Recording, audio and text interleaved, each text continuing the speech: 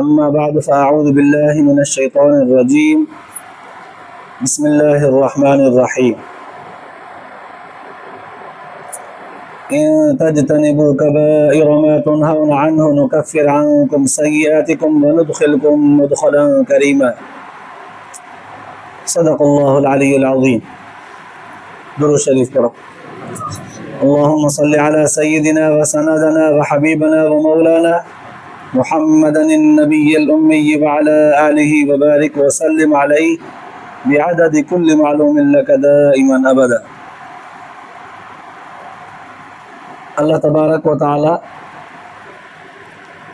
इन आयत जे अंदरि फरमायो आहे इन तजतनिबू कबाइर मा तुनहौना अन। अल्लाह से फरमाए थो त जिन वॾनि गुनाहनि खां बचण जो असां हुकुम कयो आहे, पोइ जे तव्हां उन्हनि वॾनि गुनाहनि खां सचुपच बची वियो, पाण खे बचायो त पोइ नुकफ़िर अन्कुम सय्यातिकुम, सिर्फ़ु उन गुनाहनि खां बचण जे करे ई असां तव्हां जूं ग़लतियूं कोताहियूं गुनाह मिटाए छॾींदासीं। वनुदखिलकुम मुदखलन करीमा, ऐं तव्हांखे पंहिंजे फज़ल सां इज़त वारी जॻह यानी जन्नत में दाख़िला ॾींदासीं। कमु हिकिड़ो आहे, गुनाह खां बचो। गुनाह खां बचणु तव्हांजो कमु, ॿिनि तरहनि सां इनाम ॾियणु असांजो कमु। हिकु तव्हांजे गुनाहनि खे कमियुनि कोताहियुनि खे मिटाईंदासीं, माफ़ु कंदासीं, ऐं ॿी इज़त वारी जॻह में यानी जन्नत में दाख़िला ॾींदासीं। अल्लाह ताला फरमायो तजतनिबू कबाइर, वॾा गुनाह, वॾा। साईं बाक़ी नंढा भले कयूं, सम्झण जे लाइ हिकिड़ो सुवाल पैदा थियो त अल्लाह साईं थो फरमाए वॾनि गुनाहनि खां बचो। जेके वॾा गुनाह असां तव्हांखे झलिया आहिनि न कजो, पोइ तव्हांजे मुड़ी वियो त ॿ कम असां इज़त इकराम सां जन्नत बि ॾींदासीं, गुनाह बि माफ़ु कंदासीं। साईं सम्झण जे लाइ सुवाल पैदा थियो त वॾनि गुनाहनि खां तव्हां झलियो आहे, बाक़ी नंढा भले कयूं। रिवायत जे अंदरि ईंदो आहे रसूलुल्लाह सल्लल्लाहु अलैहि वसल्लम ने फरमायो अल्लाह तबारक व ताला इंसान खां गुनाह कराइणु नथो चाहे। अल्लाह ताला मना कयो आहे त बचो गुनाहनि खां, पर नंढा गुनाह अल्लाह तबारक व ताला पंहिंजे फज़ल सां माफ़ु कंदो आहे। पंहिंजे फज़ल सां कीअं? इंसान रुगो पंहिंजो नज़रूं झुकाए घुमंदो आहे त मतां मुंहिंजी नज़र कंहिं गैर औरत ते पइजी वञे या कंहिंजे उघड़ ते पइजी वञे, हया खां रुगो नज़रूं झुकाईंदो आहे त बि अल्लाह ताला गुनाह माफ़ु कंदो आहे। ज़बान सां कूड़ न ॻाल्हाईंदो आहे त बि अल्लाह तबारक व ताला गुनाह माफ़ु कंदो आहे। पंहिंजे कननि खे हरू भरू पराइनि ॻाल्हियुनि जे ॿुधण ॾे या गाने या साज़ ॿुधण खां रुगो पाण खे महफ़ूज़ रखंदो आहे त बि अल्लाह ताला गुनाह माफ़ु कंदो आहे। निमाज़ पढ़ंदो आहे पंहिंजे फ़ाइदे जे लाइ, अल्लाह ताला गुनाह माफ़ु कंदो आहे। ज़िक्र कंदो आहे पंहिंजे दिलि खे ठाहिण जे लाइ त बि गुनाह माफ़ु कंदो आहे। क़ुर पाक पढ़ंदो आहे पंहिंजे दुनियावी फ़ाइदे जे लाइ, अल्लाह जे रज़ा जे लाइ, त बि अल्लाह सां हुन जा गुनाह माफ़ु कंदो आहे। त कुझु नंढा गुनाह अहिड़ा आहिनि जेके वुज़ू करण सां बि माफ़ु थींदा आहिनि, सचु ॻाल्हाइण सां बि माफ़ु थींदा आहिनि, क़ुर पढ़ण सां, ज़िक्र करण सां, तिलावत करण सां अल्लाह ताला माफ़ु कंदो वेंदो आहे। हाणे नंढनि गुनाहनि खे बिना तौबे जे सिर्फ़ु चङनि अमलनि सां ई माफ़ु थो कंदो वञे, बाक़ी रहंदा वॾा गुनाह। अल्लाह से फरमाए थो वॾा गुनाह कयो ई न, हिन खां बचो। बचो त ॿ इज़तूं तव्हांखे ॾियां, हिकिड़ी बख़्शिश कयां, तव्हांजे खाते जेके ॾोह लिखियल हूंदा उहे मिटाईंदुसि, ऐं ॿियो इज़त वारी जॻह में जन्नत में जाइ ॾींदुसि। पर हुन जे बावजूद बि जेकॾहिं गुनाह थी था वञनि, रमज़ान में त माण्हू बिल्कुलु गुनाहनि खां महफ़ूज़ रहे थो रोज़े जे करे, रमज़ान जे बरकत जे करे, पर गैर रमज़ान में, रमज़ान खां सवाइ इंसान जा जेकॾहिं गुनाह थी था वञनि वॾा, त उन्हनि जे लाइ तौबा करणी पवंदी। उहा तौबा कीअं थींदी आहे? रिवायत जे अंदरि ईंदो आहे अन-नदामत तौबतुन, इंसान खे जेको पछताव थींदो आहे न, अफ़सोस यार मूंखां गुनाह थी वियो, न थिया, दिलि में इहो जेको पछताव थींदो अथसि, दिलि में ख़ुदा जो ख़ौफ़ थींदो अथसि त गुनाहनि जे करे सज़ा मिलंदी, इहो पछताव बि तौबा आहे। पर उलमा मुहद्दिसीन लिखियो आहे त गुनाहनि खां पछताव उन वक़्तु कमु ईंदो आहे जॾहिं माण्हू पछताए पर वरी उहो गुनाह न करे, वरी उहो ॾोह न करे, वरी साॻियो कंदो अचे ऐं पछताईंदो बि अचे त इहो पछताइणु अजायो आहे। त त हिन दुनिया जे ज़िंदगीअ में जीअं पंहिंजे जिस्म खे सही तंदुरुस्त रखण जे लाइ डॉक्टरनि वटि इलाज मुआलजे जे लाइ वेंदा आहियूं, पोइ डॉक्टर 2 कम ॾसींदा आहिनि। हिकु ॾसींदा आहिनि त हीअ दवा बि खाओ ऐं हीअ किरी बि कयो। हीअ दवा खाओ ऐं हीअ किरी कयो। किरी माना ही फलाणियूं फलाणियूं शयूं न खाओ, दवा खाओ, फलाणियूं फलाणियूं शयूं न खाओ, तव्हांजी तबियत पोइ बहितर थींदी। अल्लाह तबारक व ताला बि इंसान खे हिकिड़ा अमल ॾसिया आहिनि दवा तौर ते। नमाज़ बि पढ़ो, रोज़ा बि रखो, क़ुरान पाक जी तिलावत बि कयो, इस्तिग़फ़ार बि कयो, मुंहिंजे सुहिणे नबीअ ते दुरूद बि पढ़ंदा कयो ऐं सच ॻाल्हाईंदा कयो। इहे सभु दवा तौर ते कम ॾसिया आहिनि। वरी कुझु किरी बि ॾसी आहे त चोरी न कयो, गिला न कयो, पराओ हक़ न खाओ, कंहिंसां ज़ुल्म न कयो, नाहक चुगली न हणो, कंहिंजे मथां इल्ज़ाम न हणो, शराब बि न पियो, ज़िना बि न कयो। कुझु किरी जा कम बि ॾसिया आहिनि। पोइ तव्हां दुनिया ऐं आख़िरत जे ज़िंदगी में तंदुरुस्त रहंदव। त हिकिड़ियूं शयूं डॉक्टर ॾसींदा आहिनि जिस्म खे तंदुरुस्त रखण जे लाइ, ॿियूं शयूं अल्लाह तबारक व ताला ॾसियूं आहिनि रूह खे तंदुरुस्त रखण जे लाइ।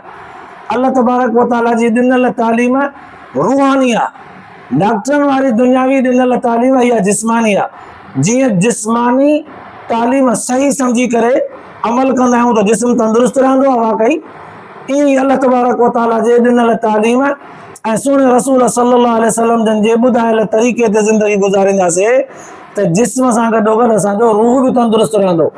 पोइ जंहिं माण्हूअ जो जिस्म ऐं रूह ॿई तंदुरुस्त रहिया, जिस्म ऐं रूह ॿई तंदुरुस्त रहिया, अल्लाह तबारक व ताला उन बाने खे कहिड़ी नेमतुनि सां नवाज़ींदो आहे। रिवायत जे अंदरि अचे थो जंहिं माण्हूअ जो जिस्म ऐं रूह ॿई तंदुरुस्त रहिया, माना जेको माण्हू शरीयत जो मुकमल तरह सां पाबंद आहे ऐं पंहिंजे सिहत खे दुरुस्त रखण जे लाइ तिब जो बि पाबंद आहे, कानून तिब जो उनजो बि पाबंद आहे।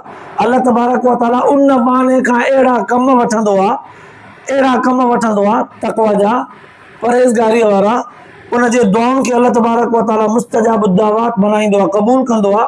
अल्लाह ताला उनजे ज़ुबान में असर रखंदो आहे, उनजे अख में हया रखंदो आहे। अल्लाह तबारक व ताला उनजे दिमाग़ ऐं सोच में आजिज़ी ऐं निवड़त रखंदो आहे। इहे सभु भलायूं अल्लाह ताला उन माण्हूअ खे नसीब कंदो आहे जेको पंहिंजे पाण खे रूहानी तौर ते तंदुरुस्त रखंदो आहे। ऐं रूह तंदुरुस्त छा सां थो थिए? शरीयत जे पाबंदीअ सां। पोइ जंहिं माण्हूअ खे इहे शयूं नसीब थी वियूं, अल्लाह तबारक व ताला जो फज़ल यकीनन उन सां शामिल हाल आहे। अल्लाह तबारक व ताला जे फज़ल खां सवाइ कोई बि माण्हू हिकिड़ो सजदो बि नथो करे सघे। तॾहिं त बुज़ुर्गनि लिखियो आहे त हिकिड़ी निमाज़ पढ़ी, पोइ जेकॾहिं ॿी निमाज़ असांखे जमात सां नसीब थिए त इहो यकीन करे माण्हू त मुंहिंजी पहिरीं निमाज़ अल्लाह ताला क़बूल कई, तॾहिं ॿी जमात सां नसीब कयईं। वरी टी निमाज़ जे नसीब थिए त तसली करे हाणे त ॿी बि मुंहिंजी क़बूल कयईं, तॾहिं टी वरी जमात सां नसीब कयईं। पर जेकॾहिं न पंहिंजे कमनि कारनि में मसरूफ़ थी वियो, ॿी निमाज़ नसीब ई न थियसि जमात सां पढ़णु, पोइ इंसानु सम्झंदो आहे शैतानी धोखो, इंसानु सम्झंदो आहे त यार कम घणा थी विया आहिनि, निमाज़ जमात सां नथो पढ़ी सघां, नथो पुॼी सघां। इहो शैतानी धोखो आहे, हरबो आहे। पर हक़ीक़त इहा आहे त हिन जी उहा पहिरीं निमाज़ ई संगीन ग़लतियुनि जे करे क़बूल कान थी आहे, तॾहिं ॿिए निमाज़ ते धिकारे छॾियईंसि। पोइ असांजो जेके निमाज़ूं जमात सां नसीब नथियूं थियनि, इहे असांजे पंहिंजे ख़्यालात फज़ूलियात सां भरियल आहिनि, उन्हनि में ख़ुशू कुझु कोन थो रहे, तॾहिं उहे क़बूल कोन पयूं, वरी पोयां ॿी निमाज़ नसीब ई कोन कयईं। माना एॾी बेनियाज़ ज़ात आहे अल्लाह ताला जी ज़ात, एॾी बेनियाज़ आहे, एॾी बेनियाज़ आहे, कंहिंजी बि परवाह कोन अथसि, कंहिंजी बि परवाह कोन अथसि। बंदे खे परवाह आहे पंहिंजे रब जे ज़ात खे राज़ी करण जी। बंदे खे पंहिंजी आख़िरत संभालण जे लाइ खपे थो आजिज़ी करे, ख़ुशो ख़ुज़ूअ सां पढ़े, वरी निमाज़ पढ़ी वठे त पोइ इस्तिग़फ़ार करे, वरी अल्लाह ताला खां माफ़ी घुरे, पंहिंजे कमनि कोताहिनि जी बि इहा निमाज़ क़बूल कर मुंहिंजा रब साईं, दुआऊं घुरे, वरी ॿी निमाज़ बि जमात सां नसीब कर, ईअं दुआऊं घुरंदो अचे, आजिज़ी कंदो अचे। पोइ अल्लाह ताला दुनिया जे कमनि कारनि मां हिन खे इहो टाइम बि नसीब कंदो ऐं उन्हनि मसरूफ़ियतुनि जे बावजूद बि पंहिंजे दर ते झुकणु नसीब कंदुसि। इहे सभु शयूं अहिड़ियूं आहिनि जेके इंसान खे नसीब थींदियूं तॾहिं जॾहिं इंसानु पंहिंजो पाण खे रूहानी ग़लतियुनि ऐं वॾनि वॾनि कोताहिनि खां पंहिंजो पाण खे बचाईंदो। बचंदो त फ़ाइदो आहे, किरी कंदो त बचंदो, न कंदो त ज़ाहिर आहे शैतान जे चकर में ऐं हुनजे पकड़ में अची वियो त पोइ कोन बची सघंदो। अलाह ताला रमज़ान मुबारक जे महीने में त शैतान खे बि क़ाबू करे छॾियो आहे त जीअं मुंहिंजनि ॿारनि खे आसानीअ सां तौबा जो मौक़ो मिले, मूंखां माफ़ी वठंदा वञनि त मां गुनाह धोअंदो माफ़ कंदो वञा। अलाह ताला तव्हां असांखे बि नसीब फरमाए। बुज़ुर्गनि तजुर्बात सां ईअं बि लिखियो आहे त रमज़ान मुबारक जो आख़िरी अशरो हुजे, वरी 21 जी राति हुजे ऐं होॾां उहा 21 जी राति इत्तिफ़ाक़ सां वरी जुमे जी बि आहे त पोइ अक्सर करे उहा राति लैलतुल क़द्र जी थींदी आहे। बुज़ुर्ग लिखियो आहे, हदीस पाक में कोन्हे, हदीस पाक में त इहो आहे त अलाह तबारक व तआला इन शइ खे लिकाए रखियो आहे जीअं माना हर 21 जी राति ॻोल्हींदा रहनि, इबादत कंदा रहनि। पर तजुर्बात सां जिन बुज़ुर्गनि खे नसीब थियूं आहिनि इहे रातियूं, उन्हनि निशानियूं लिखियूं आहिनि त आख़िरी अशरो कुदरतनि वरी आख़िरी अशरे जो आख़िरी जुमे राति ऐं उहा 21 जी हुजे त पोइ अक्सर करे उहा लैलतुल क़द्र जी थींदी आहे। हीअ राति चूंकि अॼु 24 जी 23 जी राति हुई, 21 जी आहे ऐं वरी जुमे जी राति बि हुई त अल्लाह तबारक व तआला जे रसूल सल्लल्लाहु अलैहि वसल्लम फरमायो, रिवायत अंदरि ईंदो आहे त जेको माण्हू मुंहिंजे मथां दुरूद कसरत सां पढ़ंदो आहे, उन माण्हूअ जो दुरूद मूं वटि पुॼायो वेंदो आहे उनजे नाले समेत। अल्लाह तबारक व तआला मूंखे पहुचाईंदो आहे। पोइ जंहिं रिवायत सां इहा ॻाल्हि साबित आहे त हुज़ूर सलातो वसलाम जन जे रोज़े अतर ते आदम जे औलाद जा अमल पेश थियनि था, जंहिं माण्हूअ जो दुरूद पेश थींदो आहे कसरत सां, हुज़ूर सलातो वसलाम जन हुन ते मुस्कुराइनि था, ख़ुशि थियनि था, ख़ुशि थियनि था। इन माण्हूअ खां दर्जे में उहो वधी सघे थो जंहिंजो दुरूद वधीक हूंदो। काफ़िल रिवायतुनि में बुज़ुर्गनि लिखियो आहे त रसूल सल्लल्लाहु अलैहि वसल्लम जन जे आॾो जेको माण्हू दुरूद शरीफ़ उन दौरान हुज़ूर सल्लल्लाहु अलैहि वसल्लम जे ज़माने में दुरूद पढ़ंदो मोहबत सां त हुज़ूर सल्लल्लाहु अलैहि वसल्लम जन उन्हनि खे पंहिंजे भरिसां विहारींदा। हिकिड़ी रिवायत में ईअं बि अचे थो, हिकु दफ़े हुज़ूर सल्लल्लाहु अलैहि वसल्लम जन हज़रत अबू बकर सिद्दीक़ रज़ियल्लाहु तआला जन ॿई गॾु वेठा, गॾु हिकिड़ो माण्हू आयो ॿाहिरां, हुज़ूर सल्लल्लाहु अलैहि वसल्लम हुनखे सॾु करे हज़रत अबू बकर साईं पंहिंजे विच में विहारियो, विच में।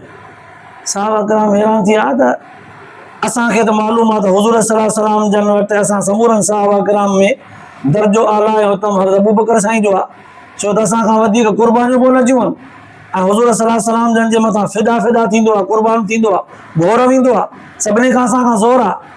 अबू बकर साईं जो दर्जो मथे आहे, पर हे अॼु कहिड़ो माण्हू आयो आहे जंहिंखे हुज़ूर जन अबू बकर साईं पंहिंजे विच में विहारियो आहे।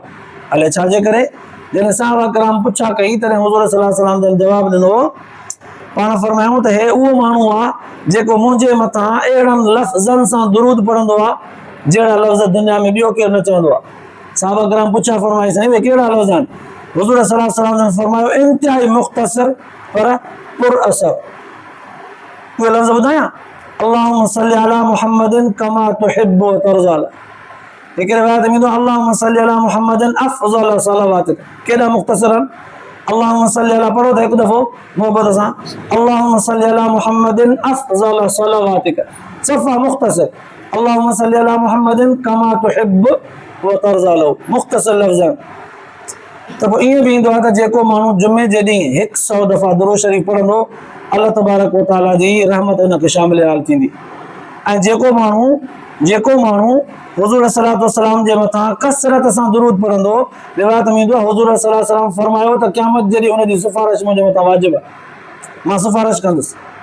अल्लाह तबारक व तआला तव्हां असांखे इहा अमल नसीब फरमाए, ॿुधण ऐं ॿुधाइण खां पोइ आख़िरत जे लाइ निजात जो ज़रियो बनाए। आख़िर दावाना अल्हम्दुलिल्लाह रब्बिल आलमीन।